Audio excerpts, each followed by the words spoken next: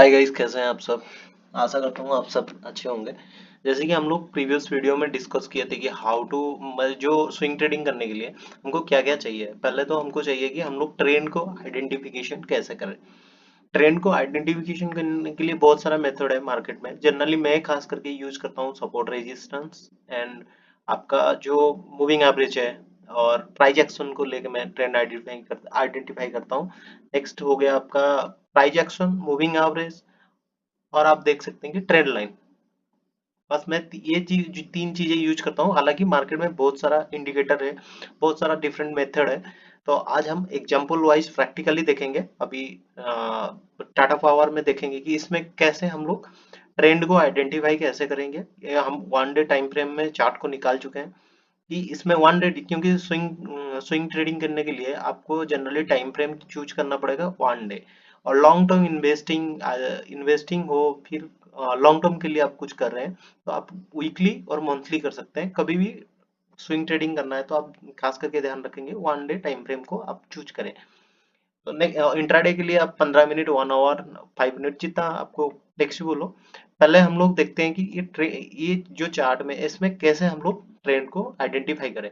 तो पहले हम यूज करेंगे कि प्राइस एक्शन का जो मेथड होता है कि प्राइस एक्शन में फर्स्ट मेथड होता है कि प्राइस एक्शन से कैसे हम आइडेंटिफाई करें ट्रेंड को।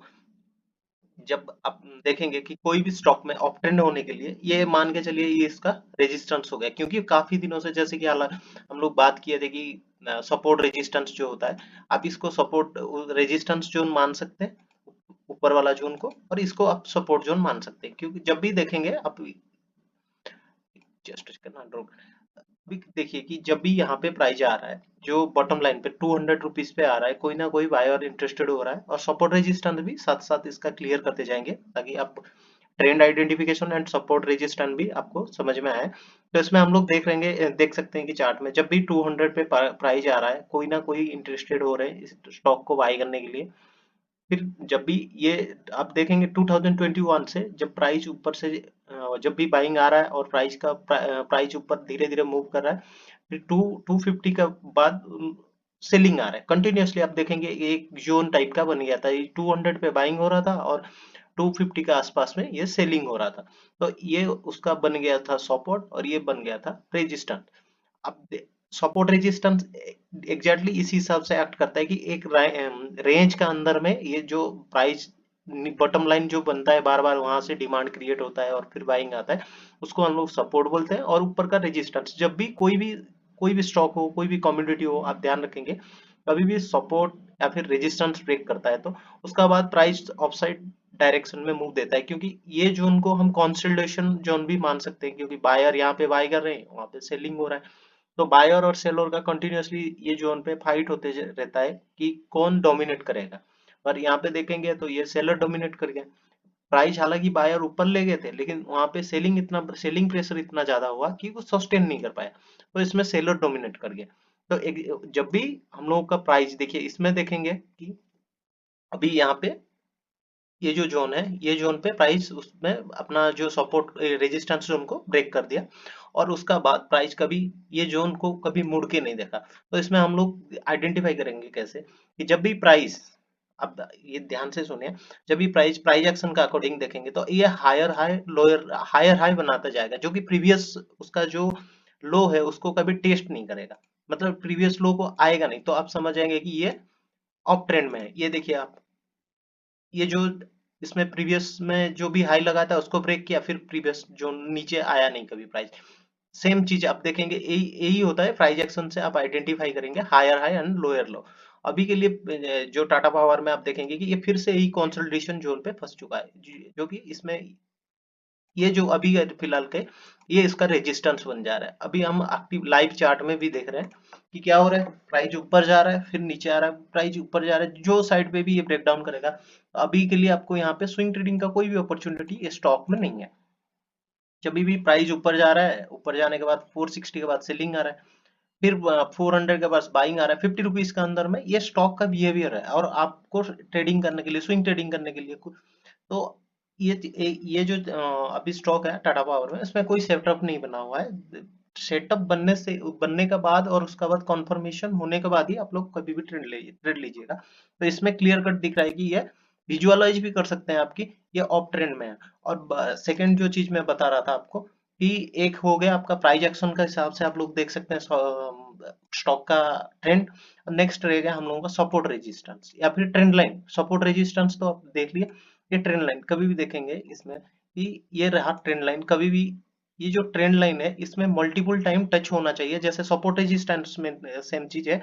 कोई कहीं भी कोई भी जोन बन रहा है तो उसमें प्राइस एक सिग्निफिकेंट नहीं, जो एक स्पेसिफिक जोन का हिसाब से उसमें बार बार टेस्ट करता रहेगा। देखेंगे ये 250 का रेंज में देखिए, 250 में फिर सेलिंग आया तो इसको हम 3 बार कोई भी जगह पे प्राइस स्टॉक हो रहा है या फिर रुक रहा है, अब मान के चलिए कंसिडर कर सकते हैं कि ये एक रेजिस्टेंस जोन हो सकता है।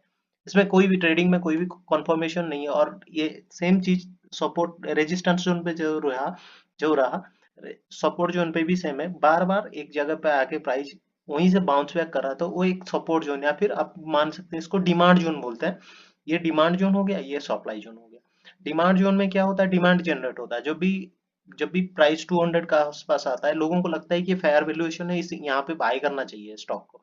फिर रेजिस्टेंस जो होता है वो सप्लाई जोन होता है। लोगों को यहीं पे लगता है कि यहाँ पे सेलिंग आएगा, हो सके तो यहीं पे प्राइस अटक जाएगा, तो वो लोग सेलिंग करते हैं। तो प्राइस सपोर्ट एंड रेजिस्टेंस का रोल ही यही होता है कि supply zone and demand zone होता है। तो नेक्स्ट हम लोग जो डिस्कस कर रहे थे कि प्राइस का जो मूवमेंट हम कैसे ट्रैक कर सकते हैं। कभी भी प्राइस ट्रेंड लाइन का हिसाब से सपोर्ट लेके ऊपर जा रहा है तो ये और एक सेकंड प्रोसीजर होता है कि ट्रेंड को आइडेंटिफाई करने के लिए। अभी भी आप देखेंगे प्राइस जब भी रेजिस्टेंस लेवल पे आ रहा है, फिर ये इसको हम बोलते हैं राइजिंग ट्रेंड लाइन या फिर राइजिंग सपोर्ट करके आप इसको कंसीडर कर सकते हैं। बात रहा कि हम लोग जो डायनामिक सपोर्ट रेजिस्टेंस का बात कर रहे थे, अभी हम कोई भी स्टॉक को ट्रेंड आइडेंटिफाई करने के लिए अगर ईएमए यूज कर रहे हैं, मैं यहाँ पे ईएमए यूज कर रहा हूँ, तो आप भी इंडिकेटर सेक्शन में जाके यहाँ पे ईएमए सर्च कर लेंगे तो आपका आ जाएगा मूविंग एवरेज। तो मैं यूज कर रहा हूँ, तो आप भी कोई भी आपका जो भी प्लेटफॉर्म यूज करते हैं चार्ट देखने के लिए, तो उसमें जाएंगे इंडिकेटर सेक्शन में ईएमए कर देंगे तो आप आ जाएगा। मेरे ऑलरेडी 50 ईएमए यूज कर रहा हूँ मैं। तो 50 एम में आप क्या देख सकते हैं, कभी भी आप देखिए जब भी 50, इसको बोलते हैं डायनामिक सपोर्ट रेजिस्टेंस। तो प्राइस देखिए 50 ये में ये होता है ना, 50 डेज का जो प्राइस होता है उसका एवरेज वैल्यू जो निकलता है उसी को हम लोग 50 एम करके जनरली कैलकुलेट करते हैं, या फिर मानते हैं कि लास्ट 50 दिन में प्राइस का एवरेज वैल्यू यही था। अभी आप देखेंगे कि लाइव देखेंगे कि अभी जो कोई भी आपको पूछेगा टाटा पावर का एवरेज वैल्यू क्या है, एवरेज वैल्यू आपका 455 है। अगर आप 455 का नीचे आ गया तो मिड टर्म जो ट्रेंड है, ईएमए के ऊपर एक स्पेशल रखूंगा कि स्पेशल डेडिकेटेड वीडियो रखूंगा कि कौन सा ईएमए को कैसे यूज करते हैं और उसका सिग्निफिकेंट क्या है कि ईएमए का 21 डेज ईएमए है, फिर 200 डेज ईएमए है, तो उसका हिसाब से हम लोग देखेंगे। अभी फिलहाल के लिए अब ये देखिए कि डायनामिक सपोर्ट रेजिस्टेंस कैसे निकलता है। अगर हम 50 ईएमए को प्लॉट किए हैं, अब देख रहे होंगे कि जब भी प्राइस 50 ईएमए को टच कर रहा है उसमें डिमांड क्रिएट हो रहा है। और ईएमए का आप डायरेक्शन देखेंगे तो लीनियर डायरेक्शन में ये नहीं है, ये एक टिल्ट कंडीशन, मतलब ऊपर होते हुए जा रहा है। तो आपको इसमें भी समझ में आ जाएगा कि अगर जो मूविंग एवरेज है उसका नीचे अगर प्राइस है तो डाउन ट्रेड आप कंसिडर कर सकते हैं। अगर ऊपर है तो 50 एमए का खास करके बोल रहा हूँ मैं, 50 एमए मूविंग एवरेज को अगर ऊपर में प्राइस सस्टेन किया हुआ है तो ऑफ ट्रेंड में है। अगर 50 डेज मूविंग एवरेज का नीचे में है तो हम कंसिडर कर सकते हैं डाउन ट्रेंड में है। इसको जनरली हम लोग trend identification mid term momentum जो ट्रेडिंग होता है, हम लोग कोशिश करते हैं कि कोई भी स्टॉक अगर 50 एमए का स्विंग ट्रेडिंग में 50 एमए का ऊपर होना चाहिए और उसमें एक classical chart pattern, continuous chart pattern या फिर रिवर्सल चार्ट पैटर्न, आप अगर बाइंग साइड देख रहे हैं तो कंटिन्यूअस चार्ट पैटर्न देखेंगे, और नेगेटिव साइड देख रहे हैं या फिर सेलिंग साइड देख रहे हैं तो आप कंसिडर कर सकते हैं कि रिवर्सल कोई भी चार्ट पैटर्न बनना चाहिए, ताकि आप उसमें से और मल्टीपल कंफर्मेशन के साथ आप ट्रेड करेंगे तो आपका ट्रेडिंग एक्यूरेसी अच्छा होगा। तो इसमें हम लोग ये भी कर सकते हैं, अभी एग्जांपल के लिए बता रहा हूँ, इसको हम बोल सकते हैं कि रेक्टेंगल चार्ट पैटर्न बोलते हैं इसको। रेक्टेंगल चार्ट पैटर्न में इसका टारगेट यही होता है कि ये जो 250 रुपीज का जो टू टू 200 to 250 रुपीज का इसका टारगेट नेक्स्ट। ये जो 50 रुपीज का गैप है, इसका टारगेट भी सेम आता है, 300 रुपीज का ये टारगेट आएगा। बट इसमें जो कभी भी हम चार्ट पैटर्न का हिसाब से, जो डिफरेंट चार्ट पैटर्न का डिफरेंट टारगेट होता है, उसी हिसाब से हम लोग आइडेंटिफाई करते हैं। चार्ट पैटर्न का हिसाब से आप लोग अगर 100 क्वांटिटी है या फिर 1000 क्वांटिटी है आपका पास, तो आप 500 बुक कर लीजिए, बाकी 9 EM है, ये मैं जो बोला हूँ कि 9 EM है यूज करके आप ट्रेल कर सकते हैं। ये नेक्स्ट पार्ट में हम जानेंगे कि कैसे आगे चल के हम लोग ये डिस्कशन करेंगे कि कैसे प्रॉफिट बुकिंग किया जाता है, या फिर कैसे 9 EM है 10 EM है जो है कैसे प्रॉफिट को ट्रेल किया जाता है। तो नेक्स्ट पार्ट में डिस्कशन करेंगे। ऑल्सो मैं आपको क्लियर करा सक पाया कि how to identify trend, trend को हम लोग कैसे पहचाने और जाने भी उसको, और सपोर्ट रेजिस्टेंस का बारे में थोड़ा बहुत आपको नॉलेज हुआ होगा। और जैसे भी हम लोग नेक्स्ट क्लास करते जाएंगे तो आपको क्लैरिटी मिलता जाएगा, और आप इसमें और प्रैक्टिस भी करेंगे तो आपको अच्छा ग्रिप भी आ जाएगा इन चीज़ों को समझने में। सपोर्ट रेजिस्टेंस ही नॉर्मल थिंग्स होता है, जो कि आप प्रैक्टिस करेंगे तो इसमें मास्टरी भी आ जाएगा, धीरे धीरे आपको पता भी चलेगा। आप लाइव मार्केट में भी ड्रॉ करके देखिए, या फिर आपने से तो ड्रॉ करके देखिए कि क्या आपका सपोर्ट रेजिस्टेंस आइडेंटिफिकेशन स्किल सही है, या फिर इसको इम्प्रोवाइज करना पड़ेगा। अगर और इम्प्रोवाइज यही करना है कि आपको बार बार प्रैक्टिस करना पड़ेगा। अगर आपका जो लाइन जो ड्रॉ करेंगे उसमें अगर आके प्राइस कुछ रिएक्ट करता है, आपको ऑब्जर्व करना पड़ेगा।